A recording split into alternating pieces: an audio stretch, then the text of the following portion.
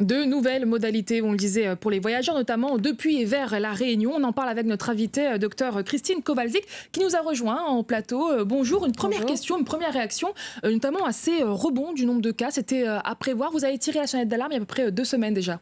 Oui, je crois que on le savait effectivement. De toute façon, l'épidémie, en plus en métropole, on a vu que chez SOS Médecins, le nombre de suspicions de Covid est en train de monter. Donc obligatoirement, même si c'est encore calme en métropole, mais ce sont des jeunes qui l'ont actuellement, ce sont ceux qui reprennent le travail. Obligatoirement, le nombre de vols augmentant, statistiquement, il y allait avoir beaucoup plus de monde positif à l'arrivée.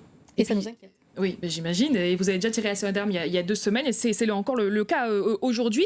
Il y a une sorte d'imbroglio autour justement de ces tests après la levée de l'état d'urgence sanitaire, parce que en fait concrètement ces tests avant de prendre l'avion vont être obligatoires, donc 72 heures avant à compter du 18 juillet. Mais entre le 11 juillet et le 18 juillet, qu'est-ce qui se passe concrètement ? Pour l'instant, on est dans un flou. Alors, on est déjà très content. On n'y croyait même pas qu'on puisse avoir les tests avant de partir, parce que c'est quand même vraiment un changement au niveau de l'embarquement et des normes internationales. Donc, je pense qu'on est les seuls, quasiment sur l'international, demander des tests pour les îles. Donc, ça veut dire que la situation a quand même été prise en compte au niveau national. Mais maintenant, après la semaine qui arrive, là, on est dans un gros flou.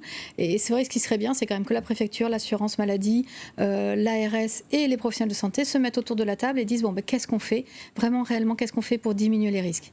On doit laisser la liberté, ça c'est clair, le Conseil constitutionnel l'a statué, mais on doit pouvoir diminuer des risques par certaines mesures. Donc pour l'instant, là, les voyageurs, on l'a entendu dans ce reportage, sont testés à leur arrivée à l'aéroport. Mais si une personne, par exemple, ne dit « je ne veux pas être testée arrivée à l'aéroport », elle est en droit, parce que ce n'est pas encadré juridiquement, c'est ça, aujourd'hui ? Elle est en droit, elle doit quand même signaler qu'elle peut être en isolement ou pas, mais elle est tout à fait en droit, il y a un flou juridique, elle est tout en droit.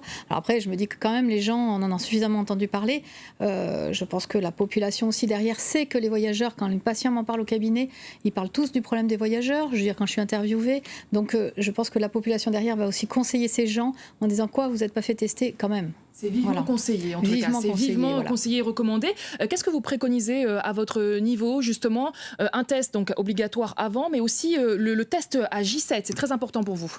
Oui, rappelons-nous toujours de la maladie. En fait, entre le moment où on peut l'attraper et le moment où elle se déclare, il y a à peu près 14 jours. Or, là, les gens vont partir, donc 3 jours avant, ils vont le faire. Et surtout, 2 jours avant, on peut être pas contagieux. Enfin, on est contagieux, mais asymptomatique. Donc, si on ne refait pas un test à J10, on peut être, à J7, donc ça nous fera 10 jours en tout, on pourra être contaminant sans le savoir. Et là, ça devient, vous vous rendez compte, l'île, je veux dire, les gens vont fréquenter, on le sait bien, on va retrouver les amis, on va faire la fête, on parle surtout des étudiants aussi.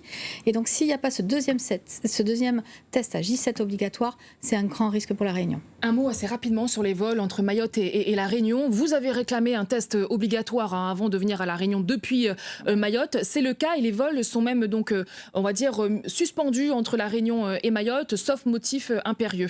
Ah oui, non, mais c'est quasiment indispensable. Et là, on ne doit pas revenir en arrière. Pour l'instant, ne doit venir que des gens à motif impérieux. Le tout de vérémie encore trop forte sur la Réunion. Il y a déjà 3 vols commerciaux par semaine. Et derrière, ça manque encore de contrôle. C'est-à-dire qu'on laisse venir les gens, on est sur la responsabilité. Ici, une décharge comme quoi ils sont bien en isolement possible. Mais on sait que ce n'est pas toujours facile. Et comme il n'y a pas de contrôle, il faut être vigilant avant d'arriver. Merci beaucoup, docteur Kowalczyk, d'avoir répondu à nos questions à 12h30 sur Réunion la Première. Merci à vous pour toutes ces précisions.